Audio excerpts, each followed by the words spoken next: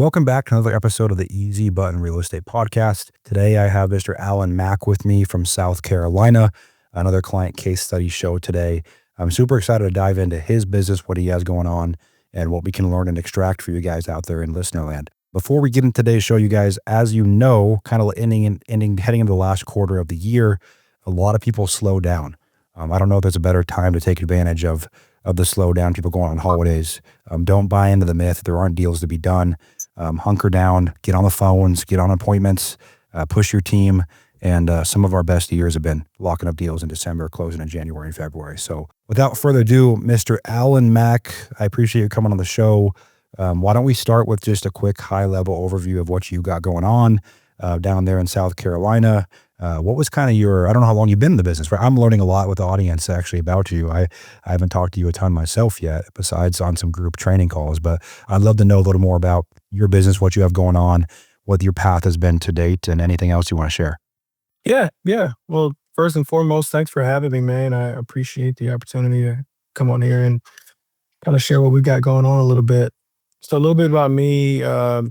We operate in South Carolina, and we actually live in California.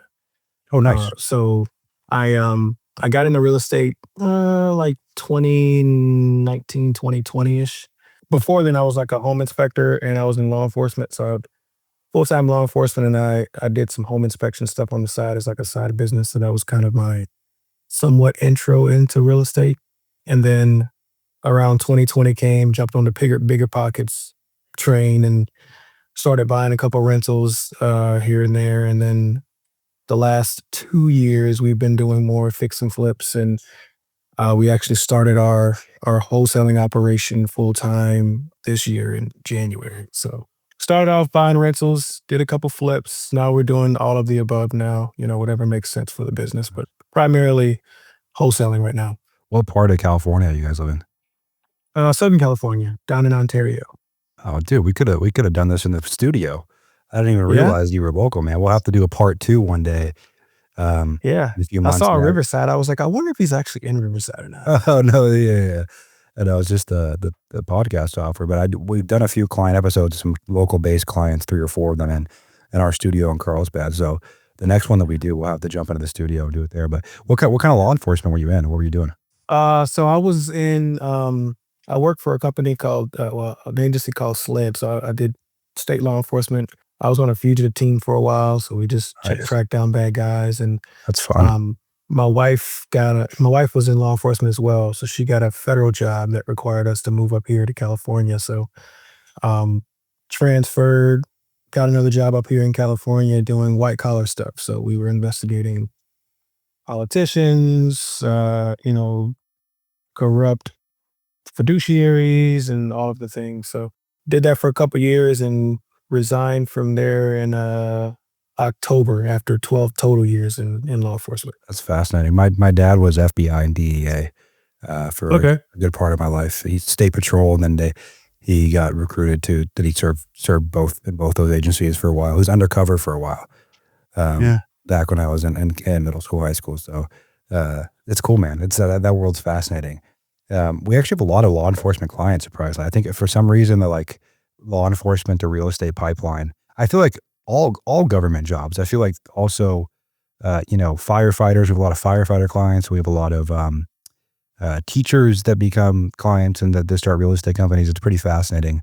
I don't know what it is, but awesome, man. Well, that's a cool background story, a cooler one than a lot of times when I do these shows. But walk me through, like, I guess you started wholesaling not that long ago as part of your business. Like what does the wholesale side look like right now? Do you have a team? Walk me through that side. Yeah. So we do have a team. It comprises of me, my wife, who handles a lot of the financial TC stuff. We have a lead manager, VA, and then I have my nephew who's fresh out of college. Well, just starting college this year. He's handling some of the cold call stuff for us. And then we got a couple guys that are boots on the ground down in South Carolina that we kind of bring on as a as-is basis to get photos and stuff like that. So, and then my brother's he's a part of the business as well, but he's kind of like a silent partner. They kind of like the overhead silent guy that just kind of checks in here and there. How's it going working with that many family members? I've worked with some in my time. I know it's, it worked for some people, but that's a lot of family members a part of one business. Yeah, yeah. I mean, we are a family-run business, that is for sure. But my wife and I, we gel very well. You know, she was federal. She used to work for the Secret Service, so she was an agent Oh, with them. badass. So, and so she brings that discipline and she's the work ethic with me. And you know, the VA, she's our rock star. My nephew, he just started with us, kind of like maybe like a month ago, month and a half ago. So we're still seeing how he does. You know, just kind of checking him out. Not giving him anything crazy yet, but so far so good. Sometimes you know the wife and I will get into a little spout, and it'll bleed over till dinner time. She's like, "Hey, I don't like the way you told me Well, it's what to do weird. earlier." I worked with my wife for a little while. Earlier, she was in finance before we got married. Had all of her licenses, like crushing it in. I was like, "Hey, why don't you come try this real estate team?" And she ran our disposition side for a while, and she still does. She was the most talented disposition person I've ever met. But then it's like I ran the company, so I like give her almost like a marching order in the business, and like it almost when it's your spouse, that's like when it's your spouse like holding you accountable to a KPI, it's a little different of a feeling than than you know what I mean? And so it's funny. And I worked with my brother too off and on over the years. So that's awesome, man. Cool. You guys are rocking. You got a family run. True. I always say part of the sales process when you can say you're a family run business, people like that. So you guys can say that and mean that. Which is awesome. So you're doing some deals. You got a good little team. What does like the month to month look like? Like what are the roles in the business? What does your guys' deal flow look like right now? I know we're in a weird market. I know you guys are in South Carolina. How did that decision come about? Walk me through like that side of the business, like monthly, how you're attacking deals, what all that looks like. Let's get a little more tactical. Yeah. So, South Carolina, I was born and raised. My brother and I was born and raised in South Carolina. So, you know, we knew that market very well. And when we first started buying rentals there, we kind of built a little bit of a team with our property manager and contractors and other investors in the area for like, you know, 4 years, 3 or 4 years before we actually started to really, you know, take this wholesaling thing seriously. So when we decided to do it, it just made sense to do it remotely just because, you know, we live here in California, but our network is way more vast in South Carolina and the your dollar goes a lot farther over there in terms of marketing and acquisitions and stuff like that. So we started initially this year doing like strictly just mail, you know, sending out mailers and stuff. Started with a smaller budget, you know, around 5 grand in mail, and we were getting like 1 or 2 deals a month, and then we started to ramp up around May or June. You know, we increased the budget, and we were up to probably about 2 or 3 deals a month. Um, and we kind of hit a plateau, so where we were like, well, this much we're spending on mail. We were up to like right around 10 grand on mail, and getting like maybe like a 4x return on that. Yep. Um, and so we were like, well, if we want to double it, you know, our goal was to kind of get to around 100K a month. Yeah, everyone And wants to get to that number. That's the magic number for people in this business. yeah, yeah. We 100, 125, and we were like, well, you know, it's gonna cost a whole lot more with the mail to do it. And that's kind of when we discovered Easy Button. I actually saw you. I don't know if you remember or not. It was at a conference down in San Diego. Is They it had like Recently down Ryan there. Dossey's? Yeah, Ryan Dossey. Yeah, Yeah. yeah. Love that guy. Yeah. That kind of piqued my interest into the Easy Button realm, and we one of my pod mates from another group that we were in kind of told me about you guys and kind of did the math, and we were like, well, I mean, we're bringing in about at the time about 40, 50 leads a month, you know, getting about 3, 4 deals off of that, and we just needed more reps. We just needed more lead flow coming in, a better way to kind of hone in on our sales process and get better and everything. So um, up to date, you know, last month we closed 6 deals, I believe, 6 or 7 deals. So we're pretty consistent on that now, between 5 and 10 deals a month. It's a great spot to Um, be in. moving forward. Yep. What is what do you think is your biggest constraint today? Talking to you guys have got a little bit on the lead flow side. 5, 10 deals a month it's a great business. It's consistent. You're probably getting around that 100K, 125, sometimes more, sometimes less. But like, what do you think your biggest constraint is today right now? Well, I think now is the transition. So we want to scale, and at this point, like the growing pains that come with scaling, right? You know, 'cause you got more work that's coming in, and myself, from what I'm told, happens with a lot of operators, bottlenecking a lot of things. You know, I got my hand in dispositions, I got my hands in the underwriting. I still, like to see pretty much all the leads that come through, at You're least put eyes on them. still in hustler mode. Yeah, yeah. So it's the hiring piece now and the personnel, getting the right people in place and trained up to where they can kind of run with this, and I don't have to oversee almost everything anymore. So we're in that training stage now with a couple folks. I love that. Yeah, I think that's the most exciting jump to make as you're really from a hustler to operator. It's the hardest one. I think it's a lot harder than just learning how to do deals. And yourself is how do you work through people rather than working through yourself? Because there's such a psychological reframe you have to go through. Because you're not taught that, right? You grow up in school and you're taught, you don't work with other people on the test. You do everything yourself in a silo. And now it's, whoa, how do I train someone? How do I coach them and manage them and design a comp plan and keep them happy and keep them engaged? And when they're feeling like shit, how do I support them in that? Like it's a whole different ballgame. And it's the most rewarding, but one of the hardest leaps I think in business is learning to work through other people. That's awesome, man. I mean, you guys are rolling. You guys are in a good spot. What has it been like working with Easy Button so far in terms of what have we helped you guys accomplish and learn about the business, if anything?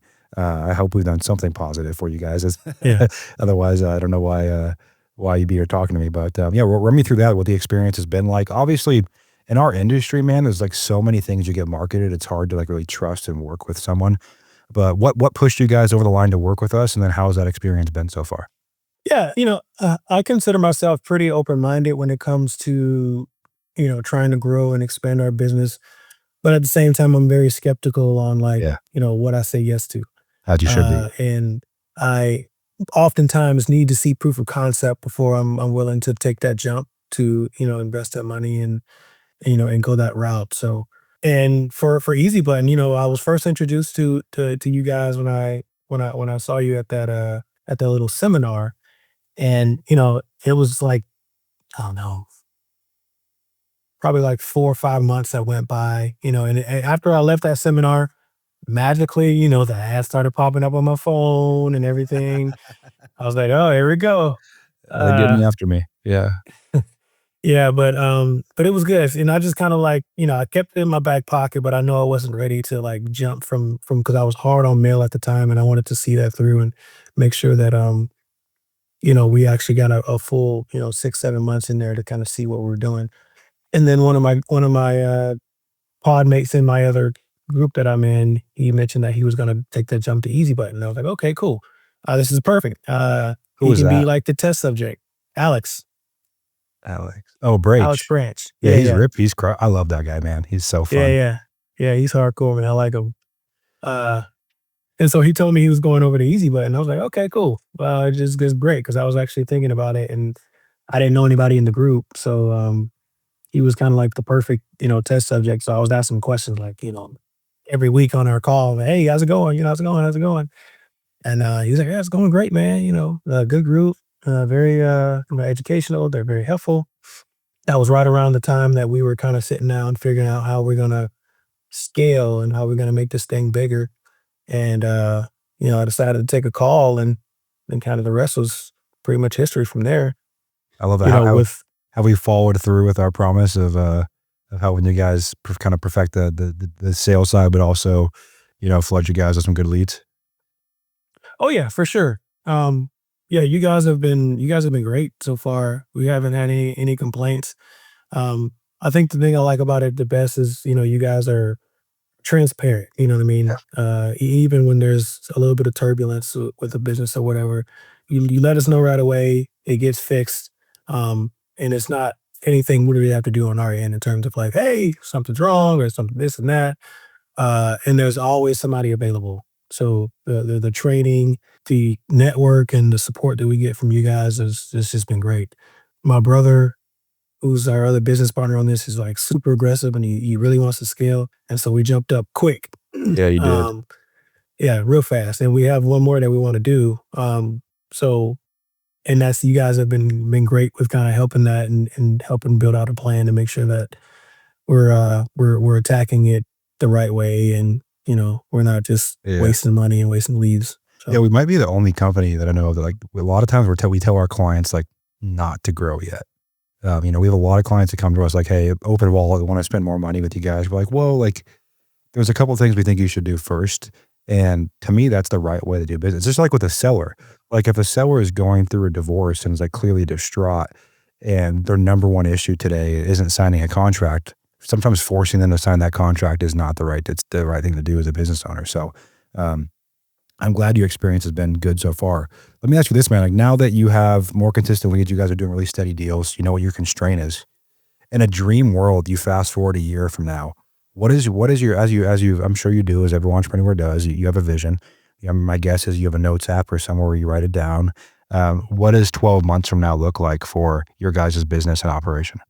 yeah, I think I'm very confident that we will be consistently, and it's more predictable when it comes to our lead flow and our revenue each month. I am the operator right now, and I would say maybe having like a junior guy under me that kind of oversees the day to day, and I can focus on continuing to drive the company forward, reviewing KPIs, making tweaks here and there, and I don't have my head down in the business every day, you know, plowing through leads and everything. Um, we hope to get at least one, maybe two more full time acquisition guys to help out with our lead manager.